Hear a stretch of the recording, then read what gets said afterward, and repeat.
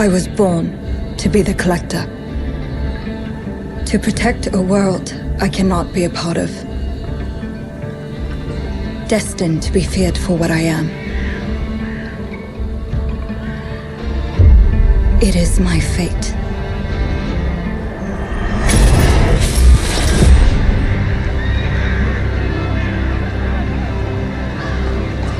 I have devoted my life to facing them. Those granted the power to raise souls. Those corrupted by their gifts. Tilting the ancient balance toward cataclysm. But at last, their debt is due.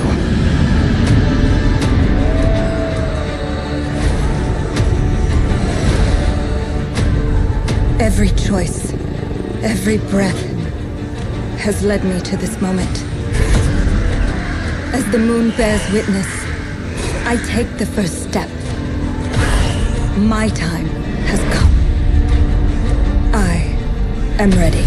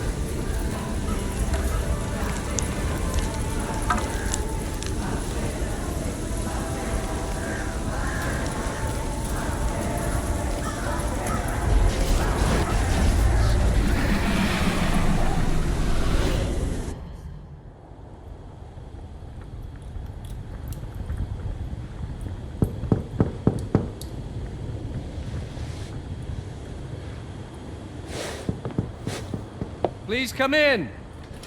Professor Lucas? Yes. Yes, and you must be Cleo.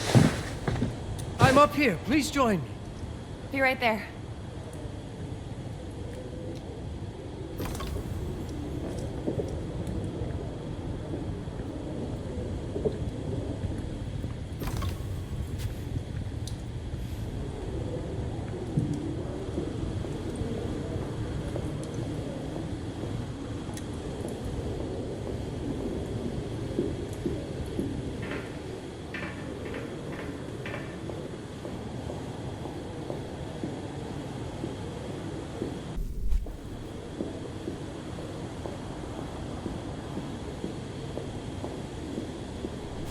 Pleased to meet you, Professor Lucas. The pleasure is mine, Cleo. I'm glad you called. Were you looking for something in particular? I was, but my intricate classification system failed me once again. You know, this is the exact spot where I met your father for the first time. Really? Yes, he was looking for essays on Rembrandt and other Dutch masters. His arms were brimming with books. He could barely see in front of himself. That sounds like my father. Yes. I recognized myself in his eagerness to learn. The same eagerness that brings you here, I suppose. Oh. Yes. I have the letter you gave me. Could you have a look? Absolutely. Let's go to my desk. So how's my dear friend Aaron? You called my father a friend. Of course. He never talked about you before giving me the letter. I was devastated when he told me about his condition. I'm sorry, Cleo. He told you? When? I saw him about a year ago. He warned me that you were going to call when you were ready. Oh. I guess he told you a lot. Not much more. He is a very private person, as you know. Now, let's see that intriguing letter. I can't pass the first line my father wrote. And then there's this last part at the end. Both are in English, but everything else is... I was hoping you could help me.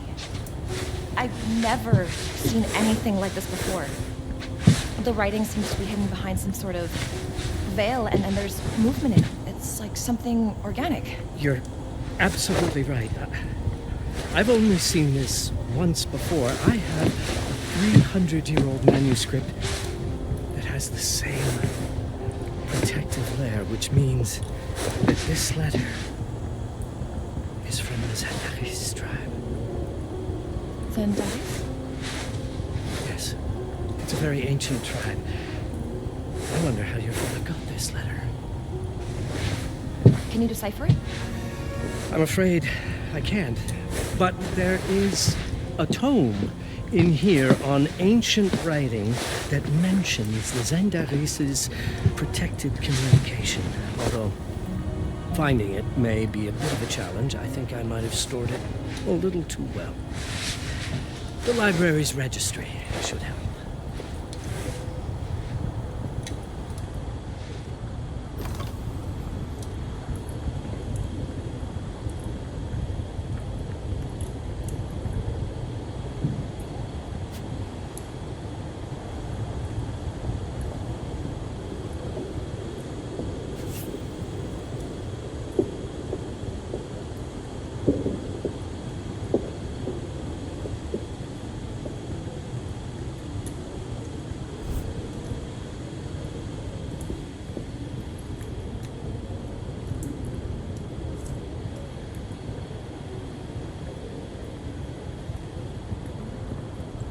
Have you checked the ancient writing system section? The library's registry might help. It's right there in the center.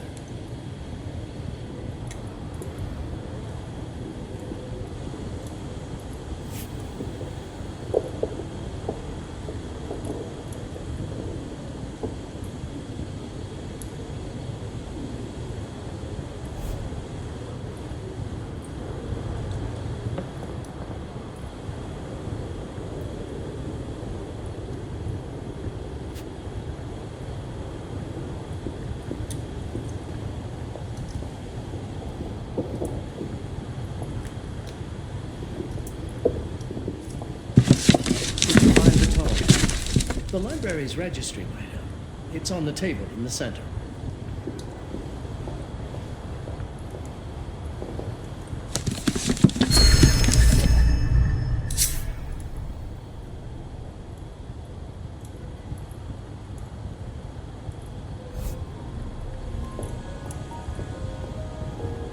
What did you find? Protected Zendara's information was only decipherable through an object. Something called a heparin? Yes, of course. So you've heard of it before? I thought it was a legend. It varies depending on the source. I've never seen one. They said it appears as something unremarkable. I wonder, has your father ever given you something other than the letter? Something like a key or a pendant? He gave this to me when I was a child. But I don't think it has anything to do with... Fascinating. I don't see how this could help us decipher a language. Doesn't hurt to try.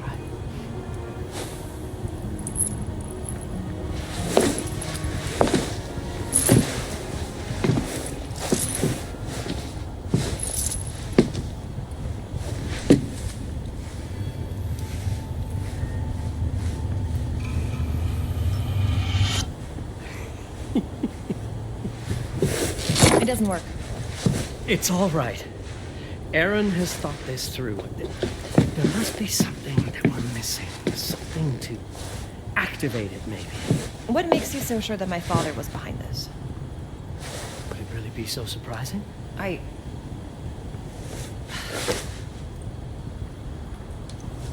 just wish he had told me more before he... I understand, but this is his way to do so.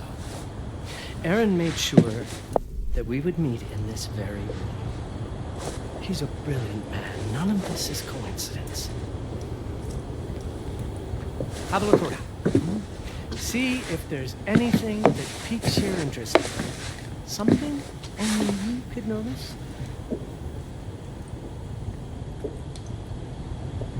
Did you know that my father donated a bust of Rembrandt to this school? I didn't. I'm afraid to say I never paid much attention to their donors. That must mean something, right? I know he loves this school, but... I'd say follow that lead. There's a section in this library dedicated to Rembrandt. Show me everything your father might have left you, Cleo. Two heads are better than one.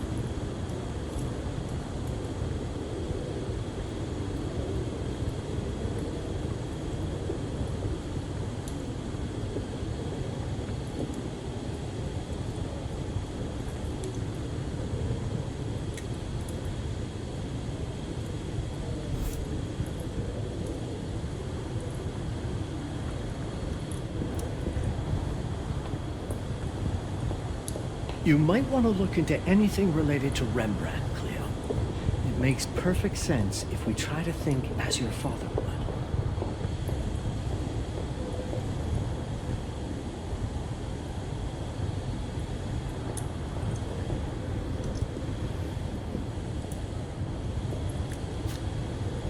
If Aaron did leave us something, it wouldn't be surprising if it tied back to Rembrandt in one way or another.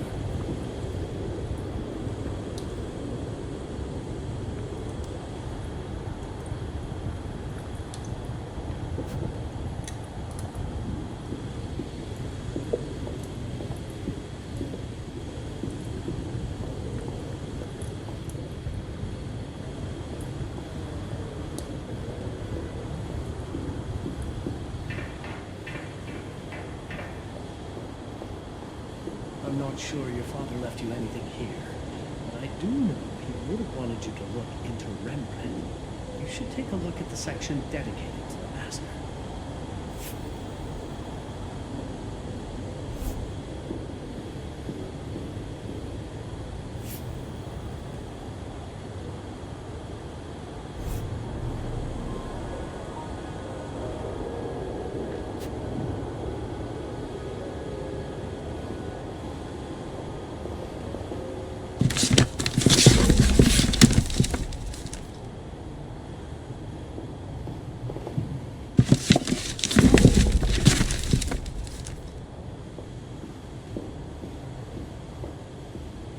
Rembrandt lead makes a lot of sense.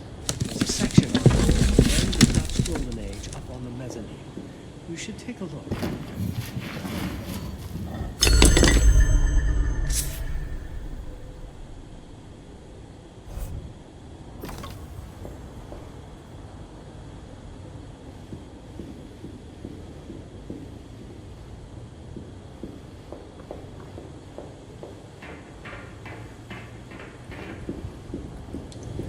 There was something in Rembrandt's bust. Of course. Dear Aaron, come, Cleo. Let us look. My father left me a note. Wonderful. I don't understand it, but my name's on it. Let's see. Do you know what these symbols mean? It seems to refer to a special tool. A sacred tool, most probably, and blood from, I think it specifies lifeline. Blood from a lifeline. From the hand.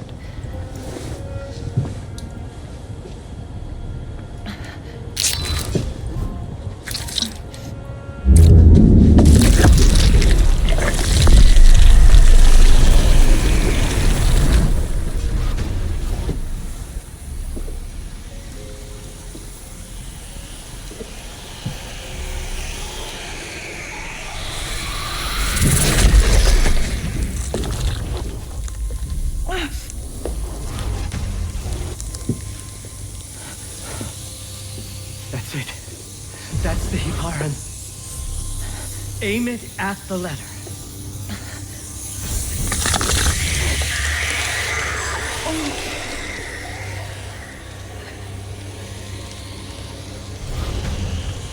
Are you all right? Yes. It's... Cleo, if you're reading this, Papa. it means you're experiencing Nux. It's this dark energy you can feel through your guts. Don't worry, it's yours, Cleo, and you'll become its master. You're my daughter, ma belle, and I love you deeply. I once promised to tell you everything about your mother. This is it, but not the way you were expecting. Take these words as a guide to prepare you for what's coming.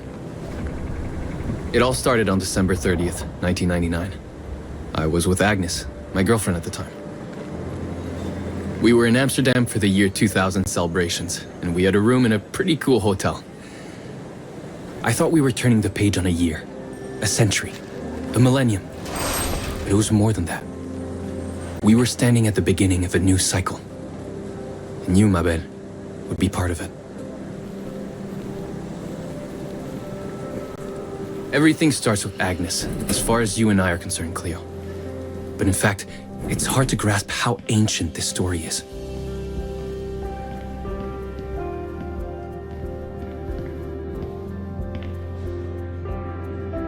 Agnes was different.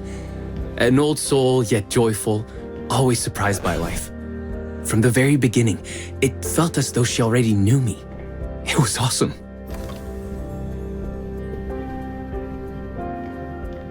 Agnes had planned something for us in our room that night. Some of her belongings had already been delivered. Ancient artifacts. I was fascinated.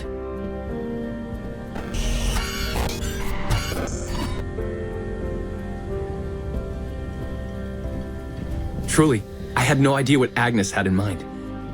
But you know what, Cleo? I didn't care. I was in love. I never questioned Agnes's actions. She had a way of making me feel important and wanted. Needed, even. As we walked to her room, I felt a new kind of excitement. Impossible to describe. I didn't yet know I was about to lose my grip on reality. As you'll see, ma belle, losing my grip on reality is an understatement. The truth is, I never had a grip on anything at all. The closer we got, the more something stirred in my veins. Nothing unpleasant. More as though the city's canals were running through my body. There was something electric about Agnes. A force emanated from her. The force I was about to discover.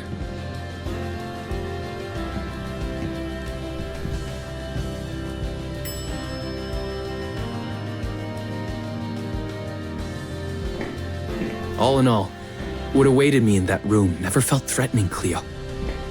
Deep inside, somehow, it always felt as though I'd been chosen. Agnes went directly to the bathroom to put on her magic touch, she said. She didn't need any in my view, but she was being literal, I guess.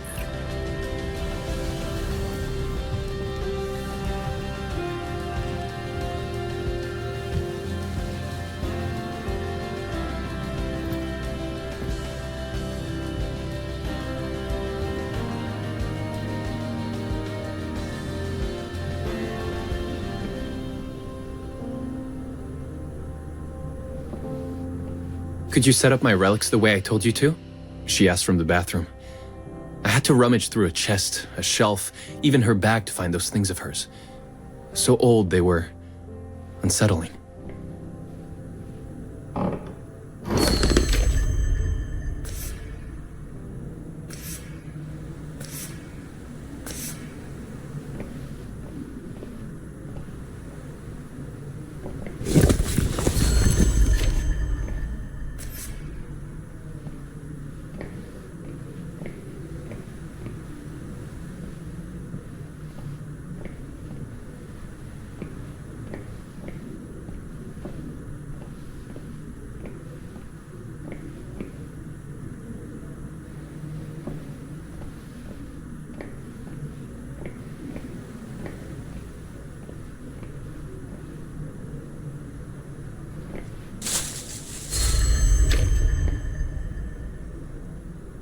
Did all my mirrors get installed? She asked.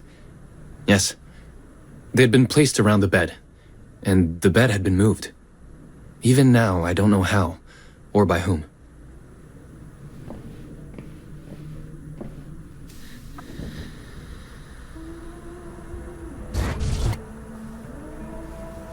When everything was ready as Agnes requested, she came out of the bathroom.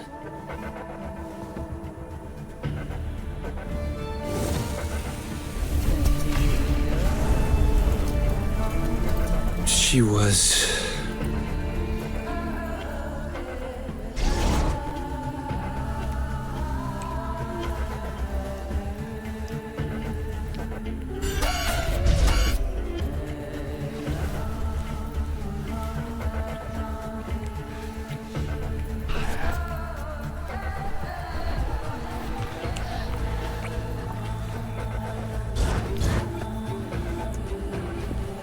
I have no words to describe what followed, Cleo.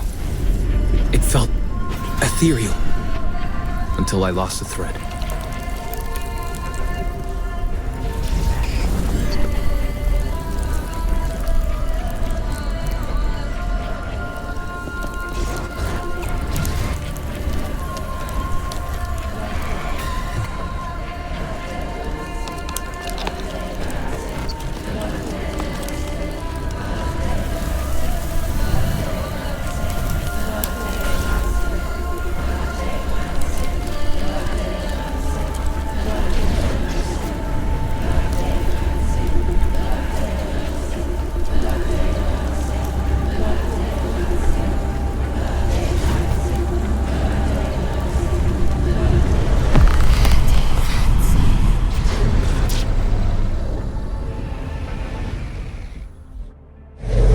Woke up or something.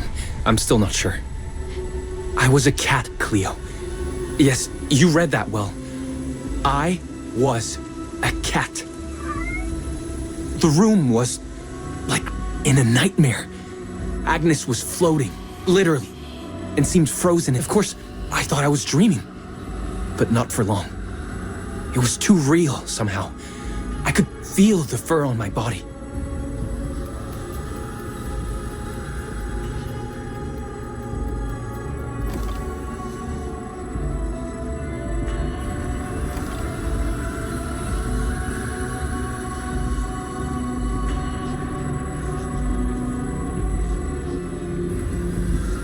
My senses were heightened. Everything I saw or heard became a voice calling me. Go further, and you'll see. Go further, and you'll see.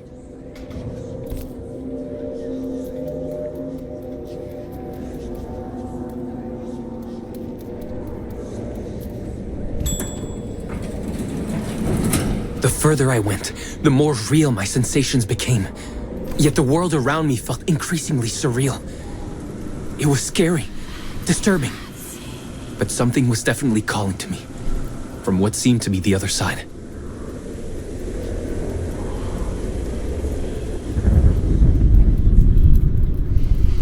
And then, in a forest, yes, a forest, I knew it in my bones. It was someone calling me. A woman. Things were blurring together, Cleo. My cat spirit, a thirst for freedom, for leaping onto anything, and my pull toward her calls. And I saw her, frozen in time, like Agnes in the room. And my cat spirit again, a need to size her up.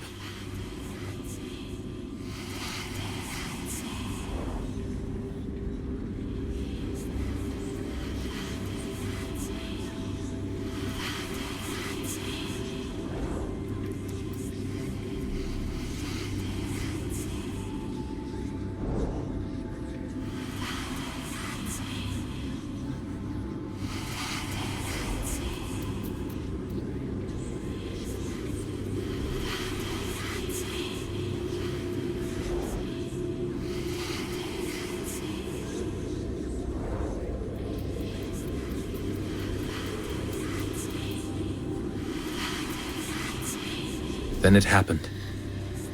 For a brief moment, I became fully feline.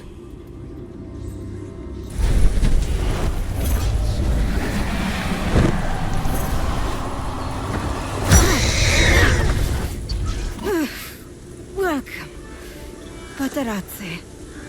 Welcome, Aaron. Aaron? You know my name? We talk? I can talk? I was in shock, Cleo. Nothing made sense. Yes, you are my union, my Patarazzi. My cat. Of course. But what? Did no one tell you about the ceremony? Where you come from?